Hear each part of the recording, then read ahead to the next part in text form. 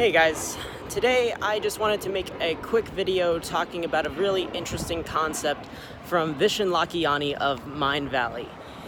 He talks a lot about means goals versus end goals. And what this is referring to is when you hear someone say that the ends justify the means, right? The means are these steps on the way to this larger goal that is really our end goal. It's what we want to have happen at the end of the sequence of all of these, smaller goals that we're achieving. It's the last event. It's the thing that we want to gain out of the actions that we are pursuing. And what happens with a lot of us is we get lost in the means goals and we end up thinking that the means goals are our end goal, right? So let me give you an example of this. Let's say that you are trying to gain a better sense of authority within yourself. You want to believe in yourself a lot more, and you want others to believe in you a lot more.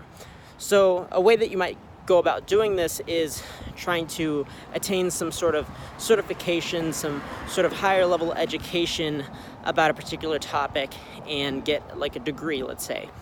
Now, this is a way of possibly gaining more authority and gaining more credibility, let's say. But it is only a way of gaining that.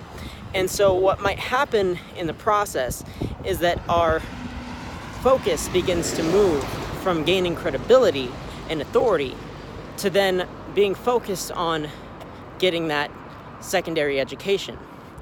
And while there's nothing wrong with that at all, the problem is that when we begin shifting our complete focus to the secondary education, we are now shifting our focus to the means by which we are getting to our end.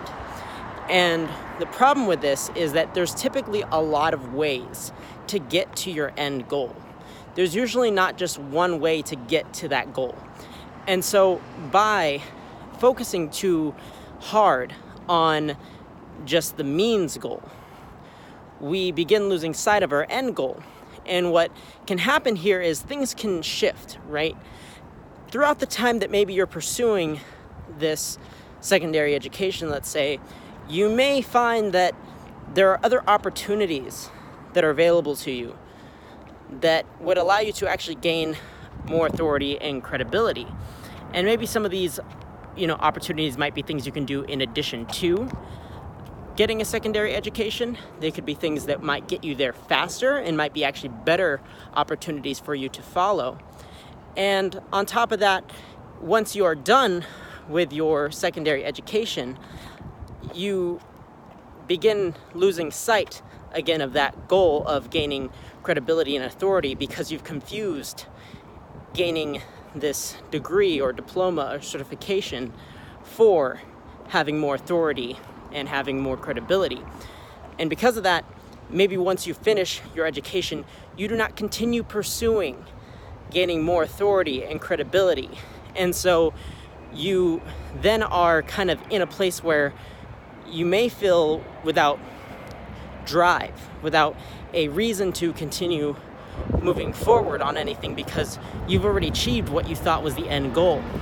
And this is where a lot of people end up feeling very empty when they begin to achieve something that they've worked on for a long time.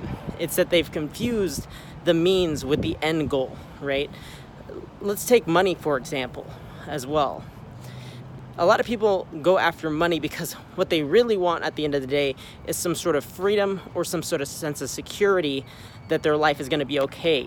They're really focused on being able to survive every single day and maybe having the time freedom from having so much money that maybe they can, be able to spend less time trying to accumulate more money and be able to spend more time living their life.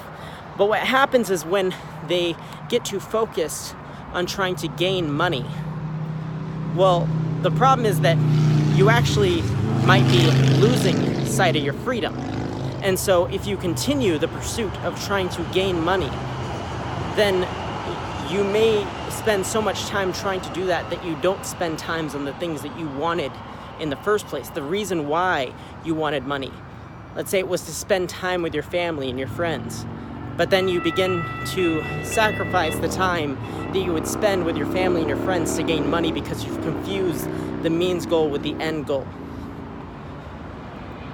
So this is why it's important to keep our end goals as a primary focus, because if we lose sight of those things, we may have achieved what we thought we really wanted to achieve, only to see that we're not fulfilled by that our life hasn't improved, that nothing has changed in what we really wanted. And then we have to start the process all over again. And so, at the end of most end goals is typically an emotion. And so, one of the ways that we can be really focused on an end goal is to look at what emotion we are wanting to attain from achieving this end goal, or any of the mean goals along the way. At the end of the day, what is the emotion that you want to feel when you've achieved this thing? Because let's say you achieve it, but then you don't feel the feeling associated with it, right? Let's say you want to have success, and maybe you've gained a certain amount of success at your job, or in a particular career, at your, in your business, at a talent that you engage yourself in. What does that matter to you when you don't feel successful even after you've completed that? And so maybe you want the feeling of success at the end of the day. And so once again, if you have achieved this goal, but you don't feel the feeling associated with achieving it, it may begin to feel like you've worked towards all of this for nothing. And so be focused on the emotion that you want to feel from going after any goal out there. I'll leave you with that, and I wish you a wonderful rest of your day.